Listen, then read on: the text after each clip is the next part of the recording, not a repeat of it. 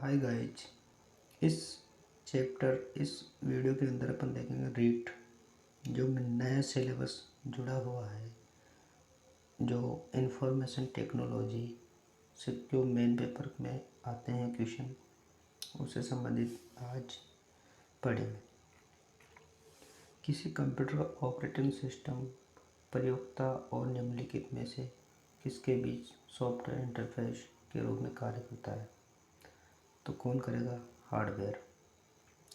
कौन सा बैकअप के बारे में सच नहीं है?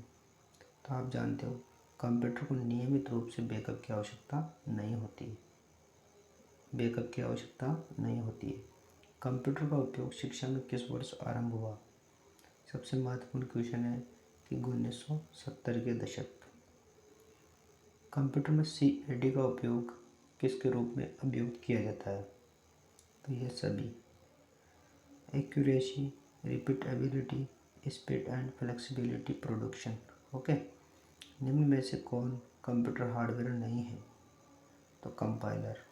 आप ध्यान रखना कि कंप्यूटर हार्डवेयर नहीं है, कौन है? कंपाइलर। कंप्यूटर हार्डवेयर प्रिंटर भी है, माउस भी है और कीबोर्ड भी है।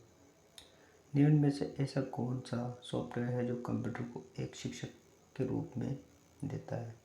तो है CAI, computer aided. 2G spectrum में G किस शब्द के प्रयुक्त है? तो G है जनरेशन, ठीक है, पीढ़ी। एबेकस किस प्रकार की डिवाइस है? आप जानते हो एबेकस है मैकेनिकल, ठीक है फ्रेंड्स। आगे बढ़ते हैं। नेक्स्ट है कि अंक गणितीय व तार्किक लॉजिकल सक्रिय करने वाले संसाधक प्रोसेसर को क्या कहा जाता है? तो वह ALU। बायोस का क्या कार्य है? आप जानते हो कि सिस्टम हार्डवेयर के पुर्जों को प्रारंभ करना। निम्नलिखित में से कौन सा एक पेरिफेरल डिवाइस नहीं है? तो मदरबोर्ड नहीं है, कीबोर्ड डिवाइस है, मॉनिटर है, प्रिंटर है, पेरिफेरल। निम्नलिखित में से कौन सा आमतौर पर कंप्यूटर का एक पेरिफेरल नहीं माना जाता है? तो हार्ड ड्राइवर। निम्नलिखित में से कौन दिए गए समूह से संबंधित नहीं है? तो बेमिन बड्डी।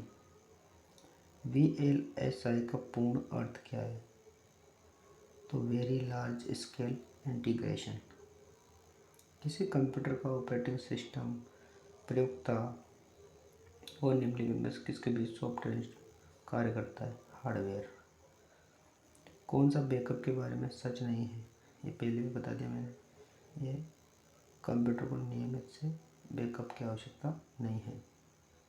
और कंप्यूटर का उपयोग शिक्षा में किस वर्ष प्रारंभ हुआ? 1970 के दशक। ओके। नेक्स्ट क्वेश्चन है कि निम्नलिखित में से कौन सा एक पर्सनल कंप्यूटर में कंप्यूटिंग करता है? तो है CPU। कंप्यूटर विज्ञान में CPU का पूरा नाम क्या है? तो central processing unit. Central processing unit में क्या होता है?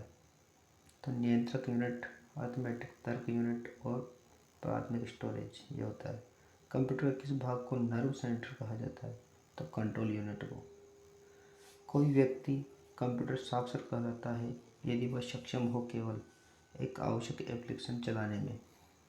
इसमें ओनली एक आवश्यक एप्लीकेशन चलाने में। किसी भी सुरक्षित वेबसाइट के URL में सुरक्षा प्रमाण पत्र पैडलॉक का रंग होता है, तो कौन सा होता है? हरा।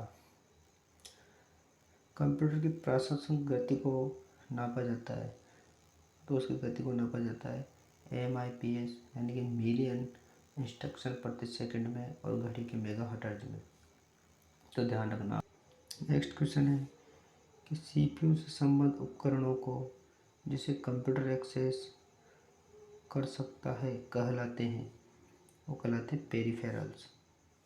जब कंप्यूटर स्विच ऑन किया जाता है तथा ऑपरेटिंग सिस्टम हार्ड डिस्क में मेन मेमोरी में लोड होता है, तो उस प्रक्रिया को क्या कहते हैं? उस प्रक्रिया को कहते हैं बूटिंग। माइक्रोसॉफ्ट कंपनी का मुख्यालय कहाँ स्थित है? तो वाशिंगटन में। कंप्यूटर में इस्तेमाल होने वाली इंटीग्रेटेड सर्किट IC चिप बनाने में निम्नलिखित में से कौन से रासायनिक तत्व एक टेट्रावैलेंट उपधातु का इस्तेमाल किया जाता है? तो उसको करते हैं सिलिकॉन। ओके फ्रेंड्स, एक सीरियल पोर्ट कर सकता है, तो दोनों कर सकता है। केवल हार्ड ड्राइव से जानकारी स्थानांतरित करना और केवल हार्ड ड्राइव को जानकारी स्थानांतरित करना। निम्नलिखित में से कौन सा एक पर्सनल कंप्यूटर में कंप्यूटिंग करता है? तो वह CPU। कंप्यूटर विज्ञान में CPU का पूरा नाम क्या है? तो central processing unit. Central processing unit में होता है तो नियंत्रक यूनिट, अर्थमेटिक तर्क और प्राथमिक स्टोरेज। कंप्यूटर के किस भाग को नर्व सेंटर कहा जाता है? तो कंट्रोल यूनिट। रिपीट हो गया कुछ। तो फ्रेंड्स, धन्यवाद। मिलते हैं नेक्स्ट वीडियो में। जय हिंद, जय भारत।